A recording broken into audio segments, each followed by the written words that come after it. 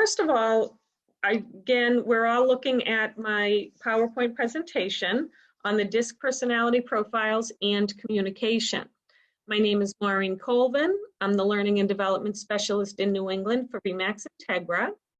I am looking forward to teaching this class to you. Like I told others, it's about an hour, maybe an hour and 15 minutes long. And no worries, we have time.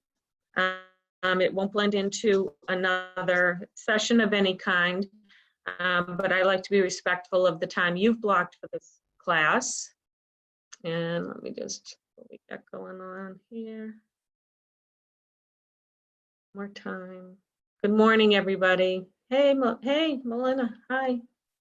Okay, so let me start by saying I really hope you and your families are doing well during this time. I hope everybody's safe and healthy. And I really want to thank you all for attending this training with me. I know we're all adjusting to this semi-isolation, and it takes a lot to keep our enthusiasm up when everything else in the world seems to be so much more of a weight on our shoulders. But let's take a few minutes, let's take this hour, let's look into this topic and really try to enjoy the class. Again, I'll say it, again, I really enjoy teaching this. I think it's fun. I think it gives a lot of information, and it's something you can really use immediately. So today our topic is the DISC personality profiles and how to use them to communicate best with your agents and your clients. Again, we're in listen-only mode. It is recorded and it will be posted on RE/MAX University, and you will be able to review it again later, as will anybody else that wants to search for it. So let's look at customer relations and interpersonal skills. This is where it all begins. You know, success in the real estate business is obviously all about communication, customer relations, and how your interpersonal skills are managed. We have got to have a success mentality. It's really important customers truly trust you. And that means they have to believe you're on their side. The minute they get the inclination that you just need to make a sale, you've lost them. So let's keep in mind that we're in the relationship and people management business.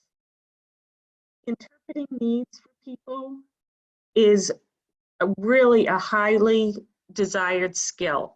If you call somebody up and say, hey, I was thinking this might apply to you, before they thought of it, they're really going to remember that. They're going to know you're thinking about them in their best interests.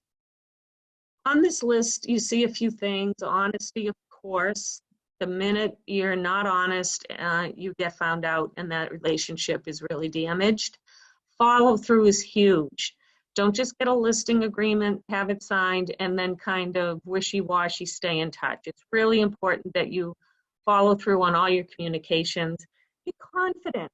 It took you a lot of training and experience to have the professional knowledge that you do. You're professional realtors, brokers, and it's a real profession. It is not a hobby. So be confident in the information you have that others don't. This is why people come to you. They don't understand the process of transacting real estate. They may not have done it but once in their life. They may have had a bad experience. They need somebody to guide them and feel confident about it. And just like any other professional we go to for service, whether it be an accountant, we expect them to walk us through the process of our finances and show us how to do our taxes and tell us what the rules are. And if they don't have confidence, if they say, well, gee, I'm not so sure if I can tax deduct that, you kind of wonder why not, since that's their job. But now is the time, more than ever, to express sincere empathy for people, empathy for whatever's going on in their world amidst this crisis. Are they in a position where they just lost their job and even though there's that CARES Act in place, they're not sure they can qualify? It's helpful if we research that information and have some answers We can't have them all, but if we have some answers and then can turn them on to links, which are all over Remax right now, you can find links everywhere that will help them say, listen, I understand you're concerned about it, you may not be able to hang in there unless you get rehired by your job fairly soon. So let's look what the CARE Act has to offer you. I know these few pieces about it, but here's a link that tells you a lot more. Or here is a webinar that we're holding that you're welcome to join and help them get registered for that. It's very important to stay in touch with your clients on a very human plane. Right now, the best communication is the one that touches people's well-being. Calling to simply state, I was thinking of you and just wanted to check in to make sure you and yours are doing well during this time. If there's anything I can do to help, please let me know. A call like that that says nothing about are you selling your house in the near future will certainly be remembered. As the world returns to whatever sense of normal we're going to see in the next few months, those are the comments and the phone calls that people remember. So let's look at what communication style descriptions are under the DISC. Profiling. DISC is an acronym. Here are the definitions. D is for dominance. That is a communication style. It basically states how we solve our problems. So keep in mind, we all have a little bit of all of these in us, but we're going to see how one or two of these tendencies seem to be prominent in all of us. So dominance is how do we solve our problems? Influence is how do we relate to people? Steadiness is our pace and our energy level. Are we somebody that's a little bit pushy? Are we somebody that's a little bit too shy? Or are we somewhere in the middle? And compliance, how do we respond to rules and procedures? Are we somebody who's very compliant and we want all our I's dotted and T's crossed and we want to see stats? Things like that would describe the C personality. And keep in mind, these are 4 very basic types, and most of us fall into more than one. Also, we often adapt our type to fit the situation we're in. I know when I'm going to show you a sample of a test I took, and I clearly tell you when I shift from one type to another. So let's look at some key points. First of all, communicating with the 4 DISC styles means understanding how to recognize a person's approach to different situations through their observable behavior. So observing is key. That's something I talked about just a little bit ago. Maybe when we're 6 feet apart, standing in a long line, waiting to get into the supermarket, observe some behavior and see if we can find a common denominator in somebody that you could say, gee, I'm getting the feeling that person's an I. So how we approach our problems or other people and at what pace that we act, as well as what procedures we are most comfortable with, are very telling about our personal natural tendencies. The idea is to learn how to best communicate to create positive relationships, because once we understand people that are uniquely different, we can better relate to our customers, our peers, and even in our personal relationships. So let's look at interpreting the descriptions. Basically, dominance describes the way you deal with problems, how you assert yourself and control situations. Influence is the way you deal with people and communicate and relate to them. Steadiness describes your temperament. Are you basically patient or persistent, thoughtful? And compliance describes how you approach and organize your activities and responsibilities. The tendencies for each personality to be a better communicator, you want to learn and understand these types. So the tendencies for a dominant personality can make them very productive. They also tend to be competitive, sometimes a little aggressive, and The word headstrong can come to mind depending on how strong that dominance is in their personality. Influencing people are very talkative, they're enthusiastic, spontaneous, they can be very persuasive, and they really try to use that influence to help people turn their attention and agree with them. The steady personality, they tend to be very steady. They're peaceful, they're loyal, good listeners, tend to be very dependable. Doesn't mean that there aren't cons to that personality, which we'll go over in another couple of minutes, but that can also mean they're very slow to act because they like things status quo. Change is not their favorite. Conscientious people are systematic, they're detailed, they're organized and orderly. They make absolutely great accountants, they make great admins in real estate offices. They keep the deals together, they know who owes them what for documentation, and they know how to keep a system in place. So capturing someone's interest means communicating in a way that's natural to them. That means we have to adapt our nature, our personality to theirs. So once we learn how to identify what somebody we're working with, maybe it's a client, maybe it's another agent, if we can identify what their basic personality type is, we can adapt ours just temporarily. We don't give away parts of ourselves, but we can adapt enough that we are reaching them on their level so that they build that trust with us. They know they can communicate with you in a way that they receive the information in the most positive way.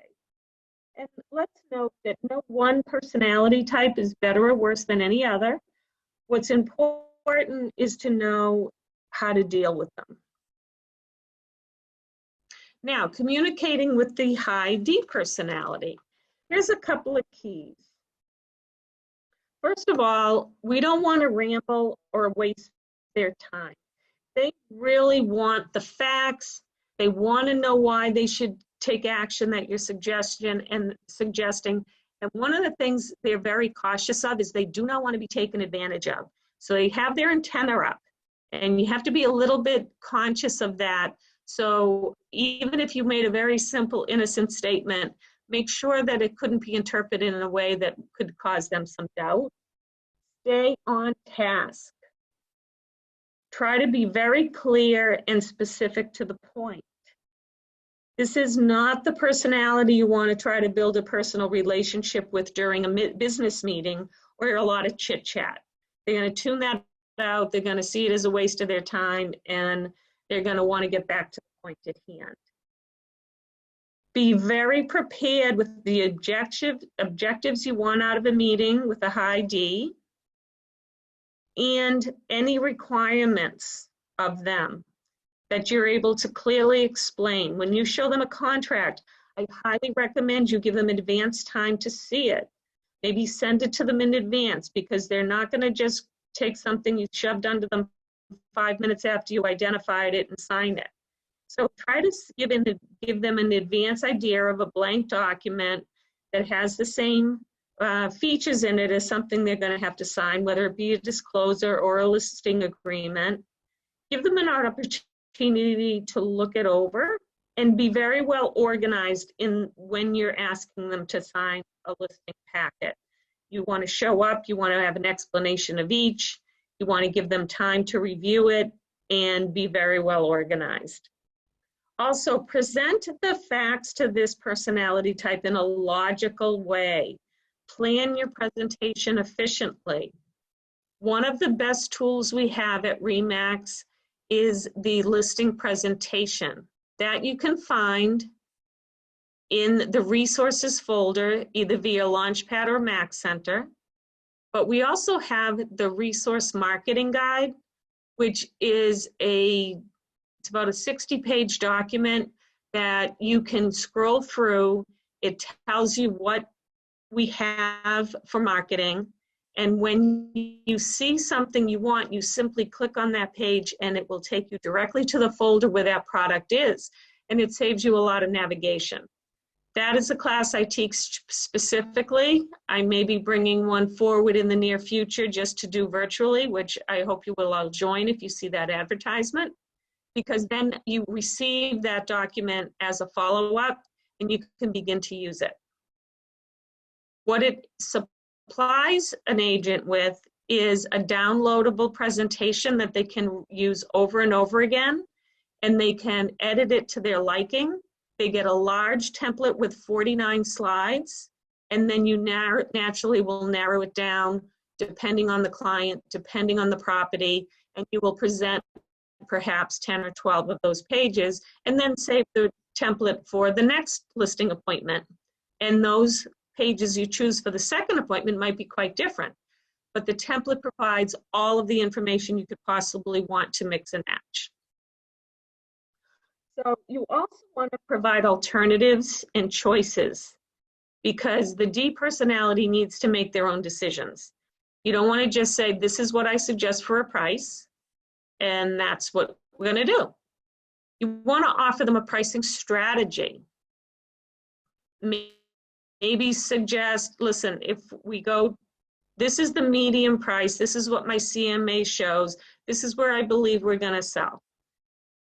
If you choose to go a little lower because you're a little anxious, or you have a job change, or we've got some concern about unemployment at this time, I understand that, but let's just be cautious that we're not shortchanging you. Let's at least try my recommended price for a couple of weeks.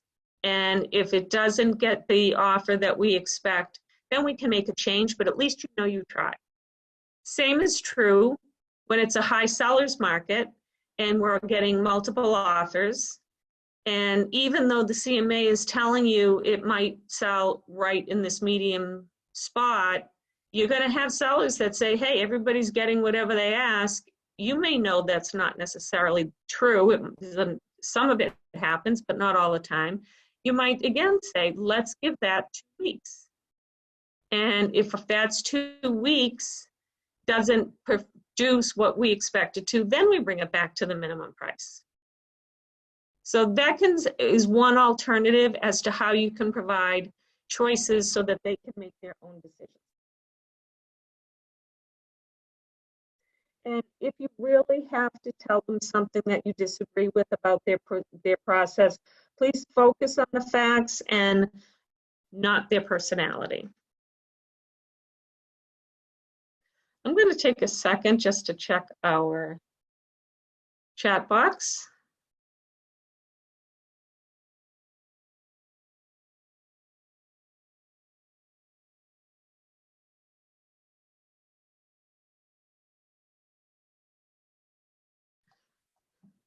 Yes, you can get the recording. I'm going to make sure that happens for everybody. The 60-page template is in the RE/MAX resource guide, and you can get that by going into MAX Center, going into resources, or go into Launchpad, go into the resources file, type in guide, and those presentations will upload, and you can choose either the OA or the US version. That is where the seller presentation is that I just spoke about. And I apologize, it does sound like my audio is going in and out. I'm going to tell me if it's a little bit better. I'm sitting much closer to the mic.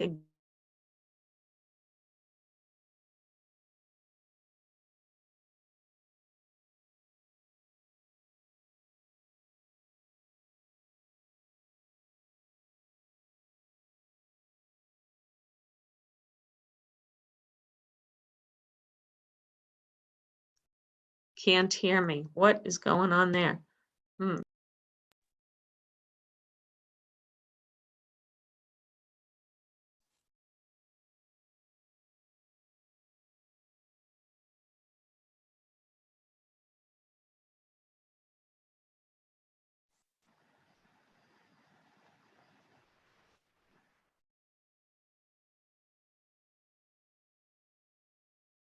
am using all the right mics. Oh no, now I hear myself. Speak and pause. Do you hear a replay? Yes.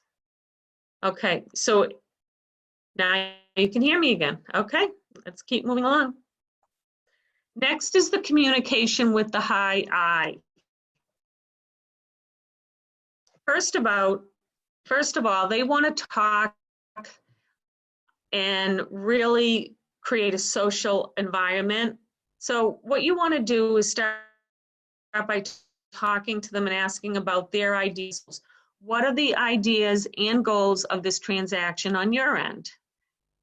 Plan interaction and support those goals and ideas as best you can. Allow time for relating and socializing. They're going to want to have some conversation. They're going to want to ask you about your family and your pets and your children and even your hobbies. They could get very off topic because they want to create this social environment where they can then sort of formulate what they consider a friendship, whereby you might move to their way of thinking if it's in a negotiation. So don't throw too many facts and figures at them at once, but you do need to help them get organized and maybe even put some details in writing. You might want to follow up a phone call with an I that says, these are the things we need to get organized in order to move forward. Could you please respond in writing? Don't leave decisions in the air. They could easily get lost. And offer ideas for implementing the action. You might send them something that says, I'm going to take care of this part. Could you please take care of that part? And then we'll talk again later today. Provide testimonials to them from people that they see as important or prominent. You might work with attorneys or vendors or home inspectors, and you might want to be utilizing those relationships to bring the I personality into a transaction that is tight, and therefore you're using the same people, and things can be more organized that way. So just keep in mind they're a very social type of person.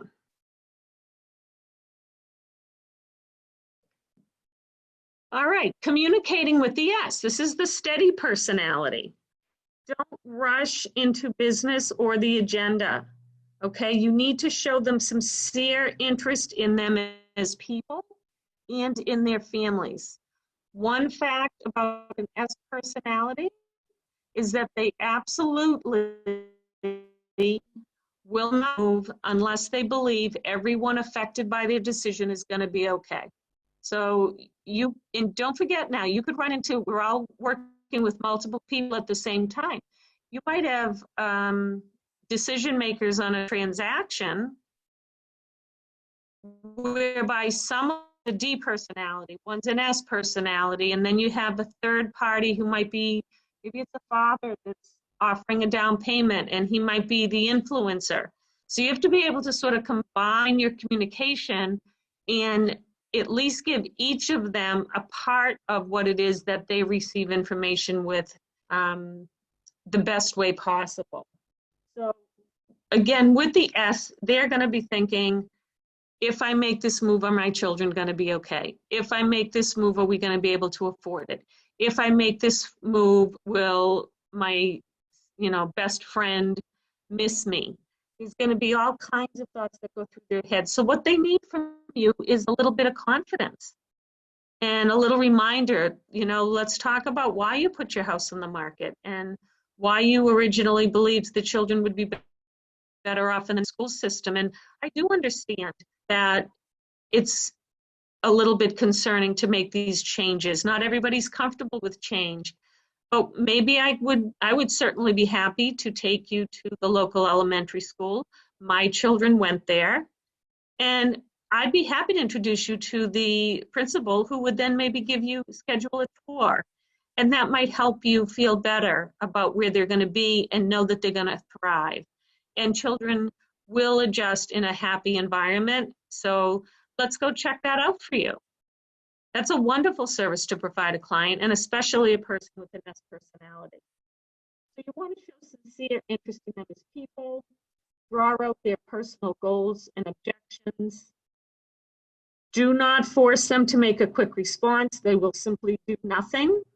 That they have this, and I'm speaking kind of personally on this because I tend to test as a high S, and I can tell you one thing, my motto is often, when in doubt, do nothing.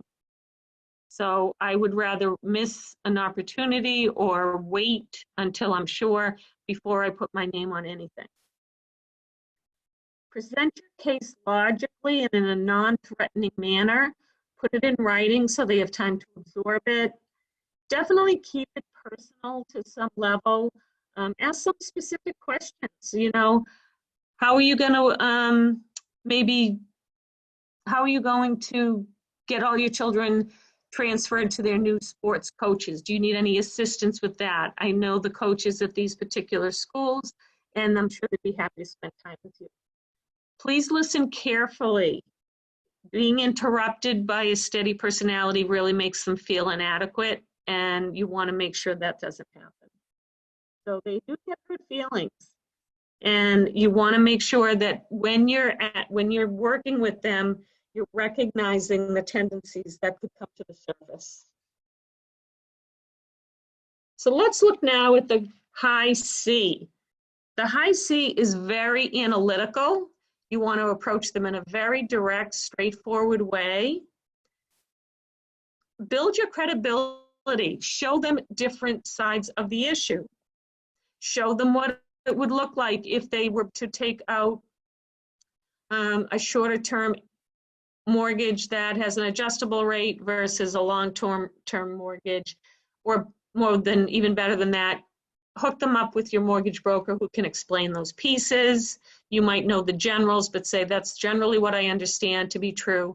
Now I'd like to connect you to my mortgage broker, no obligation, but he will at least be able to answer your questions. If there is a disagreement, use data and facts and testimonials from reliable sources to show them, because they will look at that. They will take that into consideration.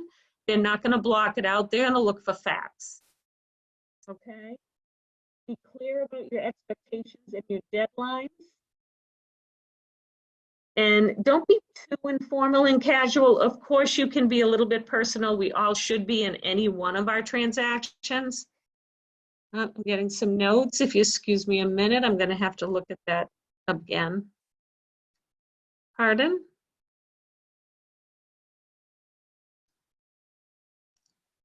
Sound in and out, please try to fix. I apologize for this sound. I might have to re-record this and send it out as a re-recording. My audio is showing clear on my side.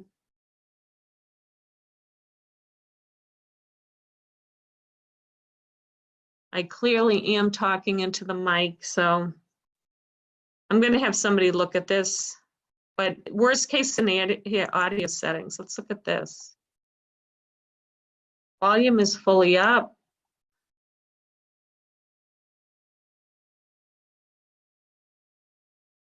All of my volumes are up.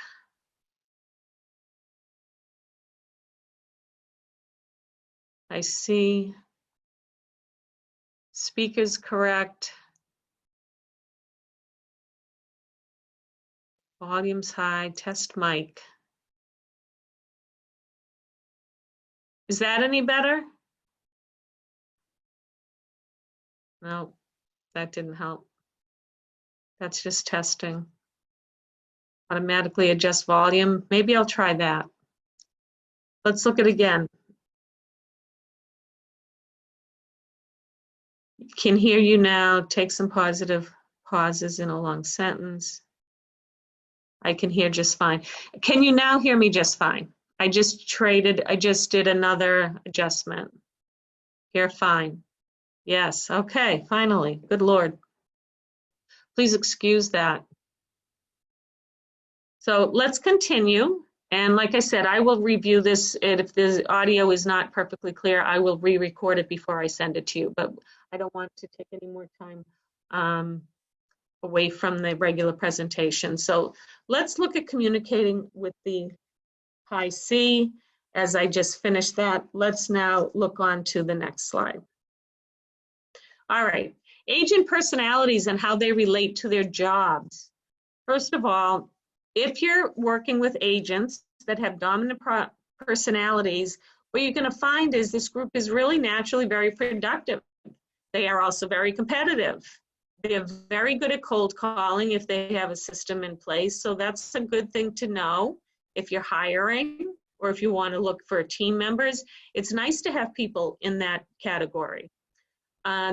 No personality is absolutely right, none are wrong. We all have combinations of each within us. So cons are that they have no problem setting goals and working hard, but they can be a little headstrong and aggressive, and depending on how they present themselves, others might find that a little off-putting. It is true that if they hurt someone's feelings along the way, they just consider that part of the business, and so well be it.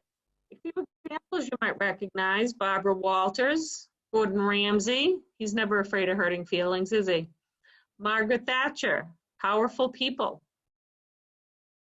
Influencing, agent personalities and how they relate in their jobs.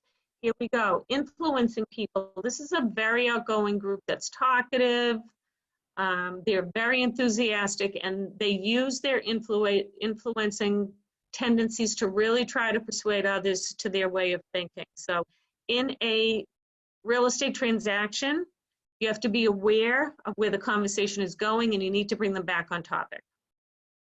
However, they're not the best listeners because they tend to be thinking about what they're going to say next while you're still talking. So the listening piece sometimes is a challenge, and it's something somebody that might be influencing might need to work on. But because they're so spontaneous, sometimes they have a harder time staying organized, and they would do well to have an assistant that keeps them on track. A couple of examples here are Bill Clinton, Jay Leno, Oprah Winfrey. Influencing, of course. Don't they all influence us? The steady personality. This group they're very dependable. They're loyal to their friends and clients. They do care about how others feel about a situation, and are very good listeners because they want to make sure that everyone is getting along and happy. They like to be team players. They want to make sure that it's a win-win situation for both parties. On the other hand, when it comes to being productive, or if they're in competition with agents, because they don't want to hurt anybody's feelings, they could give in a little too quickly. So they need to be aware of that in themselves. And especially in real estate, we are in a tight negotiation business. They need to be able to step up a little bit and say no, and set some boundaries. No, we're not going any lower due to that issue with the home inspection. We need to get some estimates that will give us a fair price so that we can create a fair solution. Some examples here would be Gandhi, Michael J. Fox, and Martin Luther King Jr. Now C, for conscientious. This group helps everybody else stay on track. They're organized, detail-oriented. They love systems. They are going to love Bouge, and they're going to love any other CRM product that's in the Canadian area. They feel it's very important to keep track of all the details so that they don't make any mistakes. They take it really hard if they make a mistake. They're, like I said, accounting and processes. Everything has a place, and they want everything in order.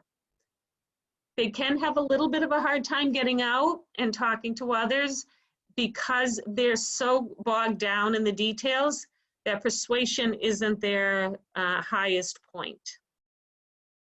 An example here, Albert Einstein, brilliant, absolutely accomplished everything, but as a scientist, you can see why that's very specific facts, organization, factual results, and an outcome.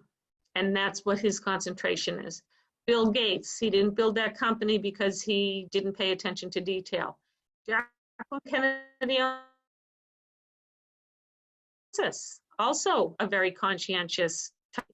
So as mentioned, no personality type is perfect or good at all things. We all have strengths. We all have areas we need to improve upon. We often relate to at least 2 types, and again, we can morph into a couple of different types. So let's talk about which type you might be. There is an activity that, this is one note you can take. Go to 123test.com. It's a free DISC personality test, and it basically is going to give you a pie chart of your everyday basic typical behavior. Now, it's not very, very in-depth, but it gives you a very good general idea of where you sit based on some questions you're asked. And it gives you a pie chart that will say what you're most prominent in. And I found it to be fairly entertaining when I took it, but it wasn't simple, because several of the questions make you wonder if I should be checking A or B, or am I part of C? So just make note that you can go to www.123test.com and the DISC personality test. So what you're going to see when you get to that test is, this is like the landing page. It gives you instructions. It contains 28 groups of 4 statements. Try to answer with your first instinct, and it's only about a 5 to 10 minute test. So you're going to look at each group of 4 and pick one that describes you most like you, and out of the remaining choices, select one that you consider least like you. So therefore, you should have, for each group, there are 4 descriptions. You should have only one like you and one least like you. Here's a picture of what those questions are. It's really easy, it's very visual. The reminder is, it might be difficult to decide which description to select. All right, remember, no right or wrong answers. Personalities are not judgeable. Just make the best decision you can. This is one sample of one question that I answered. And basically, out of these 4 statements, I decided that people don't tend to say I have a strong personality. So that was my down, my negative. Or what I should say, it's the least like me. But the most likely comments I tend to get is that people tend to think I'm a very kind person. I hope that is true.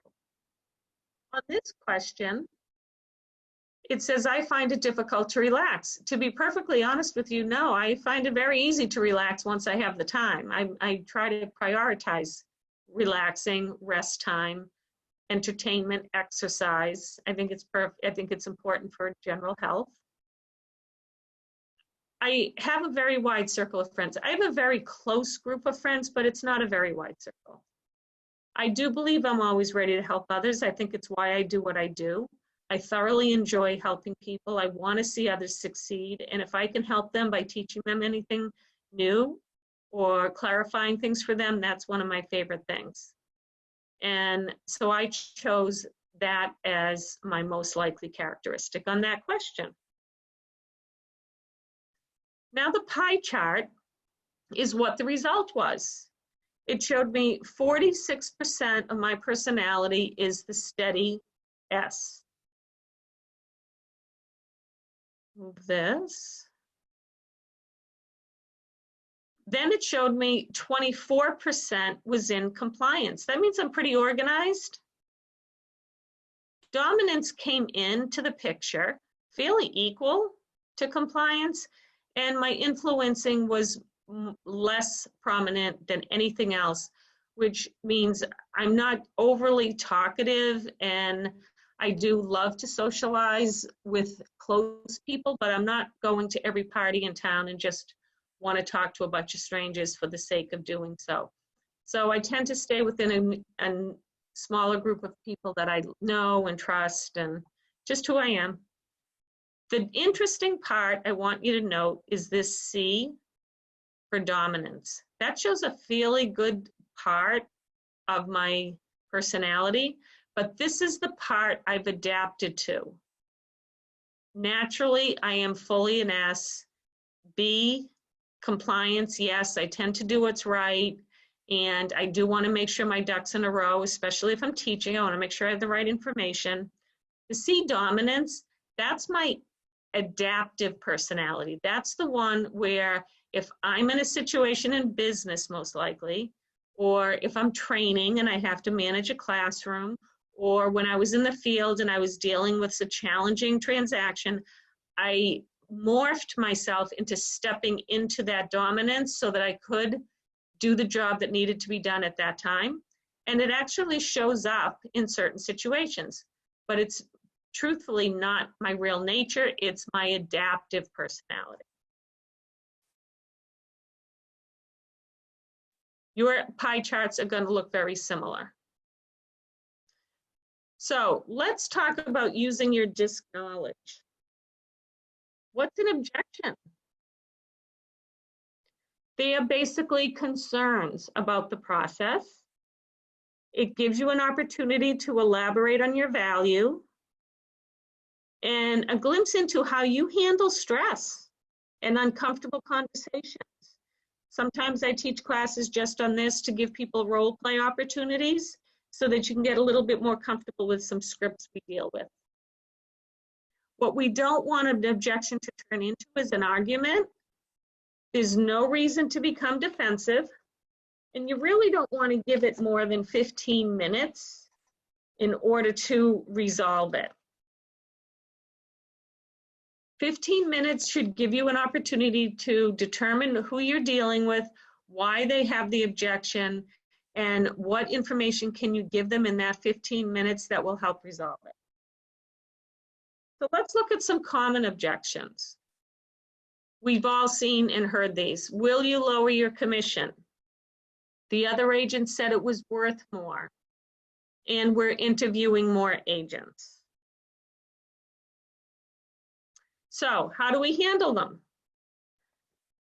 This is a screen. You might want to take this note down. I'll give you a nice description of it, but this is something you might want to remember. So if you want to grab a piece of note paper and take this down, it would be helpful. How can I handle an objection? First of all, let's start with the why. Then let's ask what the expectations are for the appointment or the conversation. Let's acknowledge, elaborate, and find a solution using the FFF, feel, felt, found conversational method. And it helps to practice by writing down some potential answers, especially if you're new, and have some samples prepared.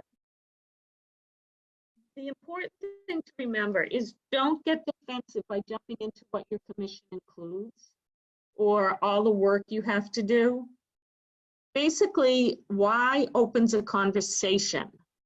You don't want to ask why sarcastically, like, will you lower your commission? Why? You want to open a conversation. Associate the why with your successes. When they say, will you lower your commission? You want to start something like, we've marketed many homes through the process that includes our 6% commission. And what we found is that we sell at market price in a shorter amount of time. That's our success rate. And what if somebody says to you, well, the other agent said it was worth more? May I ask why they came up with that figure? That's $20,000 higher than my CMA. And I really am curious where they got that number. We all have access to the same information as agents.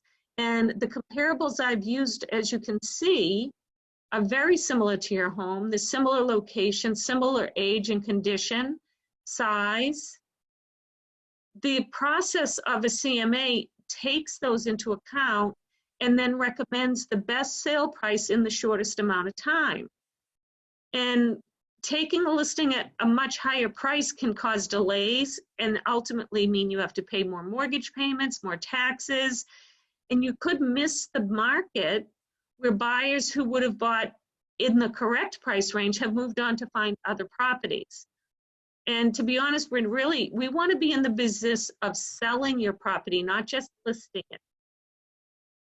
So let's talk about their expectations and what they are hoping to get from today's meeting.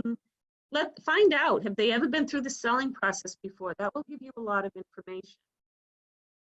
And when it comes down to it, you want to phrase your objection management in one way is to utilize the feel, felt, found method. I understand how you feel. I had a client that felt the same way. If they overpriced, they would get more money. But what we found that by listing at the right place, the home sold in 10 days at full price. They were able to save the next month's mortgage payment, and they were in their new home a whole month earlier. So when it comes to why other agents, I'm looking at other agents, use some competitive intelligence, see how our presentations might compare to somebody else in your area, and may I ask why you're talking to other agents? And could I ask who? Because I understand what they have to offer, and I was wondering why you would be looking into that. Is there something I haven't touched upon here? So that's a very basic but powerful way to handle almost any objection. Show some empathy, have a success built behind it, and then give them a fact. I understand how you feel. Others have felt the same way. What we found is using my professional experience by managing the situation this way, you came out better in the long run. So I have typically in class, we're doing good. In class, I often do role play as an example so that our students can practice identifying. I might assign 4 people to be D personalities, 4 people to be I, 4 people to be S, and 4 people to be Cs. Then we interact with each other. I might put out some scenarios, and then they have to work through them. But given this particular venue by showing you on a virtual webinar, I want to show you a couple of videos that'll give you a few examples. So before I do that, I want to double check our chat.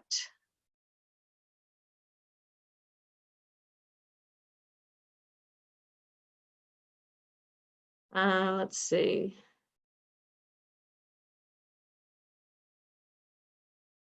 I will have to get back to you as far as future courses related to this topic. And I will think a little bit about a book that you could look further into it. And some of this slides with RE/MAX stats are dated 2017, 2018. Yes, we definitely have updated things that we can send.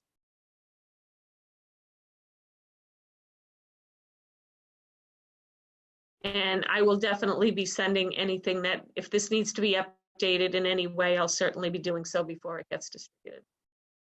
Okay, so let's look at the video role play.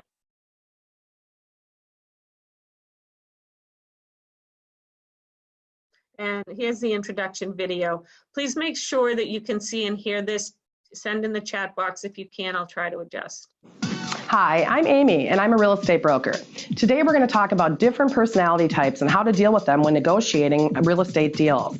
There's dominant agents, influencing agents, you have the steady agents that never change, then of course there's the conscientious agents. So we're going to take a look at different situations and see how we should react to them when dealing with them in real estate negotiation. Okay, let's now look at the next one. Hi, I'm Amy. I have to go back to my PowerPoint to move on. And here we go.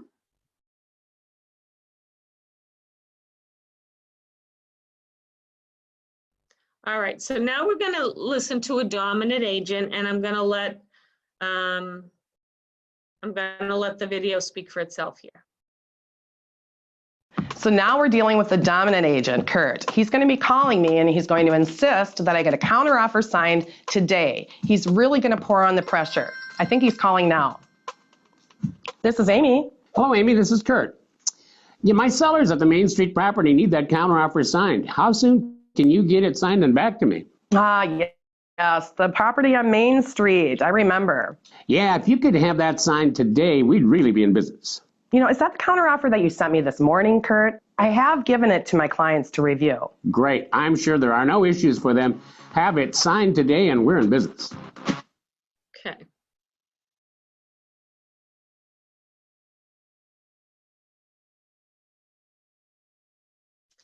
And let's see how that plays out. You know, Kurt, my clients would really like another day to weigh their options. Maybe you could help me understand your client's urgency, and I can bring that back to my people and try and explain it to them. Well, my clients are anxious to close the deal. The sale of their home is going to allow them to get their builder started in their new home. Maybe I could ask them how long they can wait, and then can you tell your clients and mine can only wait so long? I completely understand how they want to get going on their build.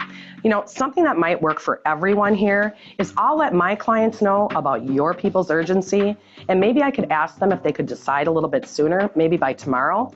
You know, could you get a realistic time from your folks on how long they'd be willing to wait? Oh, that could work. I'll give them a call and see what we can do. Well, thanks, Kurt. You know, I'm really happy, and I'll let my clients know that we're working on this together. Now remember, when dealing with a dominant client or a dominant agent, it's always best to offer them options and come to a compromise. Even better, if the compromise, you make them think that it's their idea, you'll come out winning. Remember not to fight, but also don't just give in real easily. Work with them together, come up with options, and hopefully have an agreement that everyone is happy with.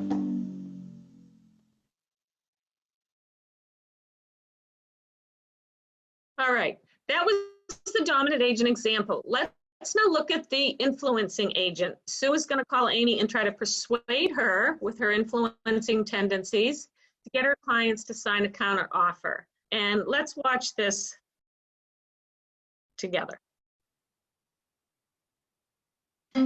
So Sue is going to be calling, and she's an influencing agent. You'll notice that she's going to use a lot of small talk and charm to try and get me to do what she wants. That's how she gets her desired results. So she wants to get my clients to sign a counteroffer. Here she is now.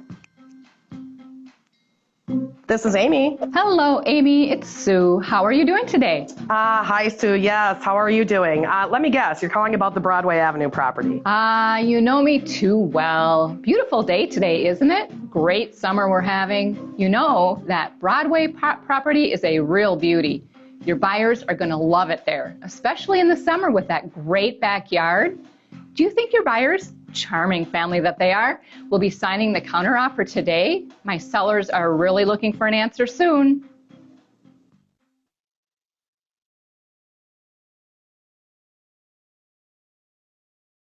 So watching that, the best response to the influencing personality type, basically you definitely need to engage in that personal, pleasant conversation, but you got to keep taking that personality back to the product, the topics at hand. Let's see how this plays out. Well, my client really does love the backyard. That's great. I can just imagine all the barbecues they could have. The weather this summer, Oops, excuse me. so great for barbecues, don't you think? Yeah, I agree. It's been fun. I've been outdoors a lot with my dog, Jack. Oh, Jack! I just love Jack. How's he doing? He's doing well. You know, he's getting a little bit older. He sheds a lot during the summertime. So anyway, Sue, my buyers for the Broadway Avenue property, they might need another day to sign the counteroffer addendum. Another day. I suppose, since you are one of my favorite agents, have I ever told you that you're one of my favorite agents to work with? Well, thanks, Sue. You know, I really enjoy working with you, too. I suppose, since we have such a good working relationship, I can ask my clients for one more day for a decision.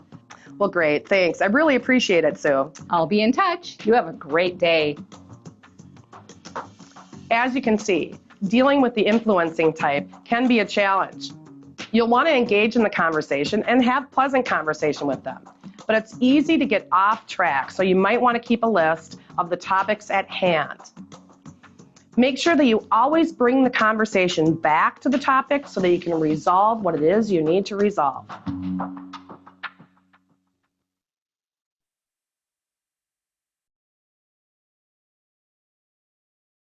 And now let's look at the steady agent. Okay, Matt's going to call Amy, and he's going to be looking for that win-win scenario as we discussed. Now we're going to be dealing with a steady agent. Steady agents typically like to be team players. They really want to come to a solution, and they'll have discussions and work with you to make sure that everything comes together and works for both parties. Matt's going to be calling me, and he's going to be asking, or rather should I say discussing, how he can get that counteroffer signed today. In fact, I think this is him now. This is Amy. Hey, Amy, it's Matt. How are you? Hey, Matt. How you doing? Hey, say my sellers on 5th Street would like to get that counteroffer I sent you yesterday to be signed today if possible. How do your clients feel about that?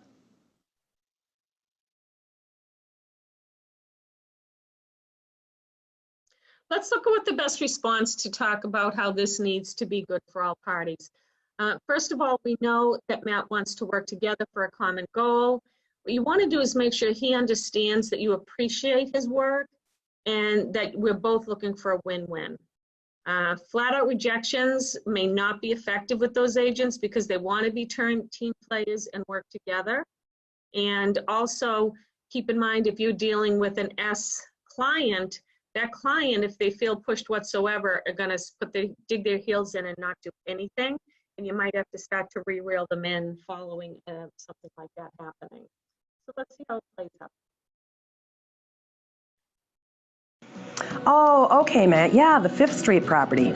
You know, I know you've worked so hard and put so much effort into this sale. I really do appreciate that. I think if we work together, we can come to some sort of solution that makes all of us happy. You know what? I'll talk to my clients and I'll see if we can get it signed today. If not, perhaps the seller will allow one more day.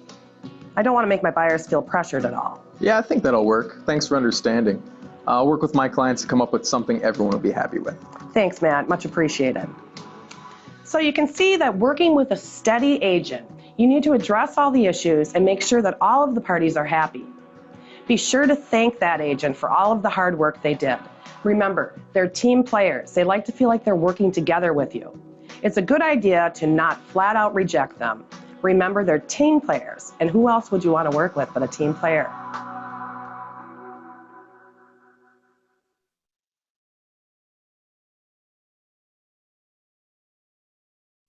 Okay.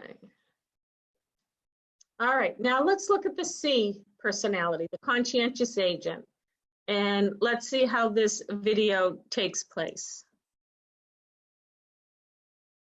So we're waiting for a call from Jody. She has presented a counteroffer to my buyers from her sellers, and she's going to be wondering what's going on with it. Here she is right now.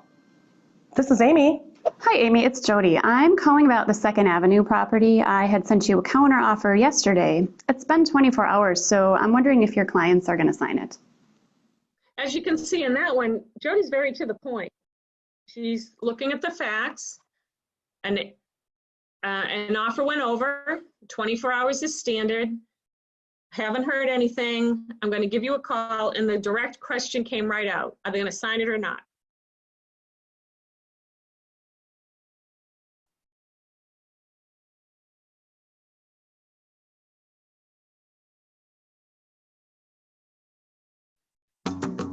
Oh, hi, Jody. Thanks for calling. I did receive the counteroffer, and I did give it to my clients. You know, normally 24 hours would be a normal response time, but in this case, the buyers, they work opposite shifts. One of them works at night, the other one works during the day.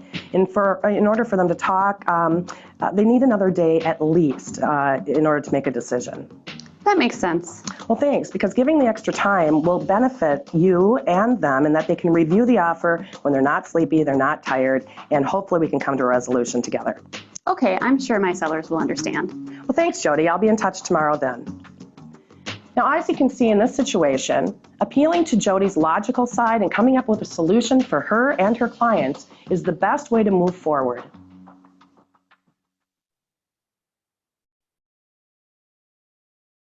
All right, so let's consider a real estate professional point of view on this. When you take that DISC personality test at www.123test.com and go to the personality test, find out if you did agree with what you came out with as a pie chart. Were you surprised? And I should mention at this point, when you get to that pie chart, you can stop there. There is a next step where they'll say, do you want a more detailed report? And they're going to ask you to pay for it. Do not go there. You don't have to. Just the pie chart is enough to give you a very good general understanding, and you can just check out after that. So do you agree? Were you surprised? And understanding now a little bit more about the personality types and what their tendencies are, their communication styles are. What are some strengths you bring to your work? And when you identify those, of course, you want to enhance them. And then what are some areas for improvement? You might now be able to say to yourself, well, gee, I need to adapt a little bit more, depending on who I'm talking to, so that I sort of mirror the personality of the person I'm trying to do business with. Because when you communicate with people on terms that are comfortable for them, they develop much more of a relationship and a trust base with you. So that's the suggestion, is to really think about, get your own personality tested, look at this again, think a little bit about who you're dealing with now, and then just play with it a little bit. Have some fun. Go out and interact, even by phone or video, with friends, family, clients, whatever the case may be. And like I mentioned earlier, when you're out at some point and you're 6 feet apart from people, maybe watch their body language. Sometimes you'll see very impatient people and you might say, gee, I think they're a day. Or you might see people very patient reading a book saying, I'll get there when I get there. That's probably an S. And you might even have people trying to strike up conversations with you, even though you're 6 feet apart. They're probably very influencing. So I hope today that you got a little bit of an understanding of how to observe and listen when meeting new prospects and dealing with other agents. I suggest you develop some scripts to use with each personality. That's what we would do if we were in a live class, and we would be role-playing to practice them. And then take the test. It only takes a few minutes. Know yourself and adapt your style to suit the client you want, so you can ensure that they're going to receive your communications in the best light possible. I'd like to thank you all for attending today. I think we're right on the hour. We did pretty good, about 4 minutes over. I'm going to check one more time for the chats. Thanks for sharing this. I did this before and I am a high ID, very accurate. Thank you for everybody. Thank you for this. Can I send you some scripts? I don't have any pre-done right now, but I will certainly make a note of that. And I really appreciate all your gratitude. I will be sending the video to those of you who are registered. And I would like to thank you for your patience a little bit with my audio. I am trying to, I'm going to actually send that to support and see if there's a setting I'm missing, or if this is going to be published and sent to you, I want to make sure it's bright and clear. So if necessary, I'll re-record, but it might have worked out just okay. I really appreciate all your attention. You are a wonderful group. I do hope to see you in person fairly soon. And thank you for the well wishes regarding health and safety. I ditto that to all of you. That's really the most important thing. Let's all stay healthy. Let's all stay in touch, and we will all get this through this together. Thank you and have a wonderful day.